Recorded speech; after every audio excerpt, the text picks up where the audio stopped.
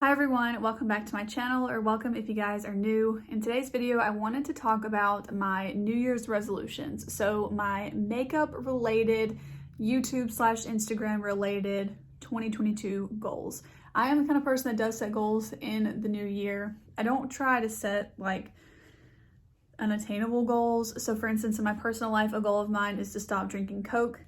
I needed to do it anyways, so this is just a good time to do it. Yeah, I went through and I made 7 goals for myself that are related to like what I talk about on this channel.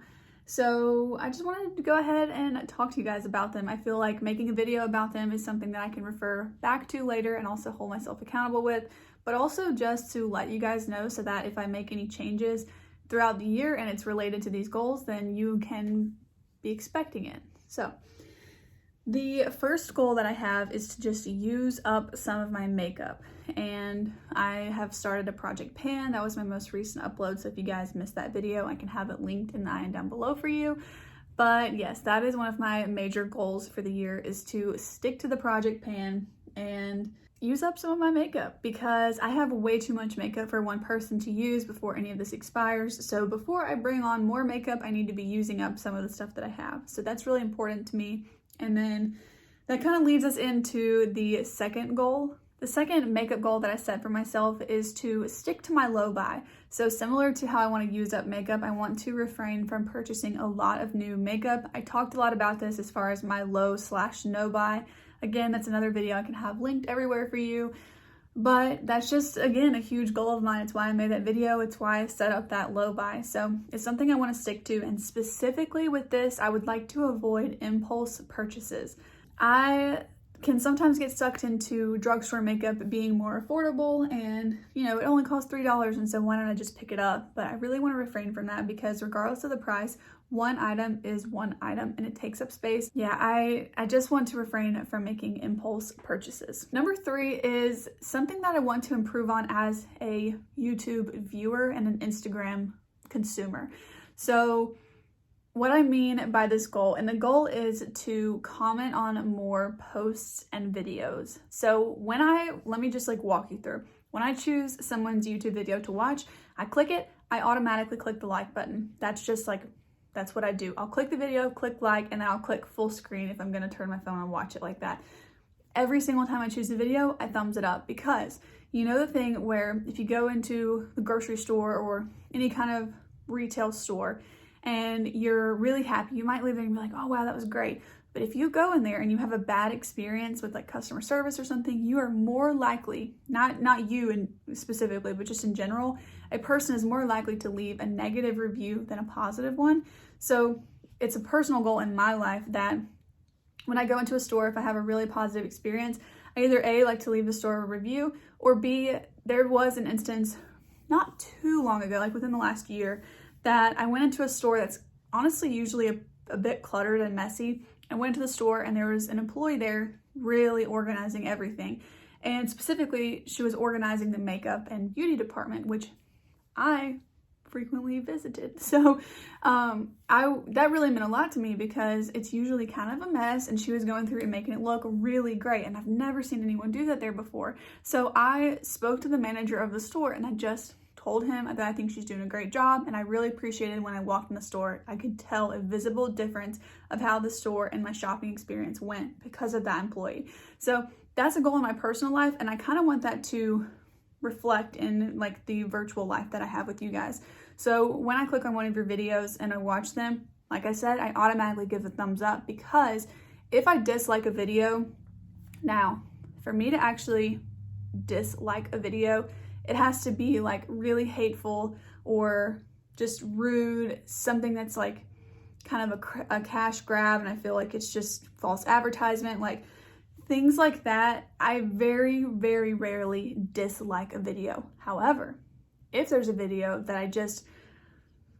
I'm really just like not feeling, if it's more of just like I don't really feel like watching this, I'll just back out of the video. But if it's something that like I don't really like that, I will unlike the video. So I'm more likely to remember to take my like button off, or even dislike a video if, like I said, it's a hateful video. I do dislike hateful videos. But that's just a habit that I have. But what I don't do as often is comment. And I really appreciate your guys' comments on my videos. And so as a content creator now over the last year, I really noticed that, and it means so much to me just to be able to talk to you guys about everything. So I want to also give that to other people and provide feedback or just comments on other people's videos just to say like, hey, I love this video. You know, I'm not just like saying I watch your video and I really don't. You know, the comments are just a really great place to leave some feedback, positive too. So that's something I want to hold myself accountable to. The fourth goal that I have is specific to my YouTube channel, and I would like to leave a more descriptive description box. So I'm not going to go crazy with it, but a goal of mine at some point in the year is to create like an actual description box template. I know a lot of people have these. I've never just sat down and learned how to make one, what to put in it and all that kind of stuff, but I really like that in other people's videos. So I would also like to start listing the makeup that I'm wearing in each video. So today will be my first video to try and do that for you guys. If you're wondering anything on my face right now, I will have that down in the description box, as well as my earrings. So I would really like to leave more comments below, like what my nail polish might be or my earrings.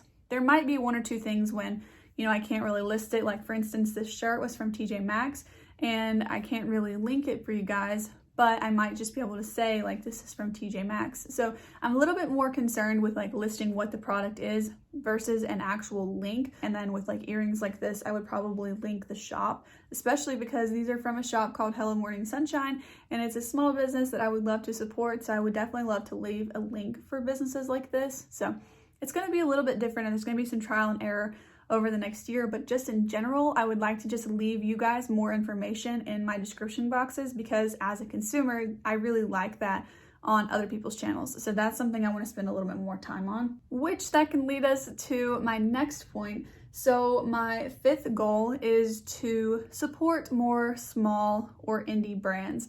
And that's a goal I set, both makeup related, but also my personal goal. So let's start with like my personal goal. I set a goal that every month I will support a small business and a local restaurant. So you guys will be seeing some of the small businesses that I support because I really love handmade jewelry. So I'm going to be looking for some more handmade jewelry businesses, people on Instagram that are just starting out and everything. So I just want to be sure that I'm really supporting as many small businesses as I can. So that is a huge goal of mine, as well as to eat at one local restaurant per month. It doesn't have to be makeup or beauty related, but odds are it probably will be, because that's just what I enjoy trying and I like to use. But by supporting a small like indie makeup brand, it's gonna have to fit into my low buy, where that's not like a cheat to be able to purchase new makeup products. Number 6 is to be consistent. So I would like to be consistent with my content creation, both on YouTube and Instagram. So I'm trying to figure out what kind of schedule works better for me on YouTube. So you guys let me know if there's any days that you in particular prefer to have videos come up, like if you like weekdays or weekends. I'm kind of thinking 3 videos a week seems like it will be doable for me. I do work a full-time job, so it can get a little bit tricky, but I think my schedule is about to kind of get more normal outside of work. So I think 3 videos a week would be a good balance there, and I might even add a 4th if I just have a 4th to post. So be sure, if you don't mind, to let me know down below what you would prefer. I make this content for you guys. I want to be consistent for you guys. So that would be really great for me to know. But just in general, I would like to kind of figure out a set schedule, probably within January, and then really start that through in February. But I would love your feedback to figure that out. The last goal that I have might sound a little off. I'm not sure. I'll try and explain it. The 7th goal that I set for myself specifically to try and attain this year is to just be a little bit more proud of my content and my work. So something that you might not know about me is that actually a lot of people in my personal life do not know about the work that I've been doing. This is work, you know, it's a lot of fun, but I put a lot of my free time into it, and I work really hard on this YouTube channel and also on my Instagram page. So yeah, a lot of people in my personal life actually don't know about it.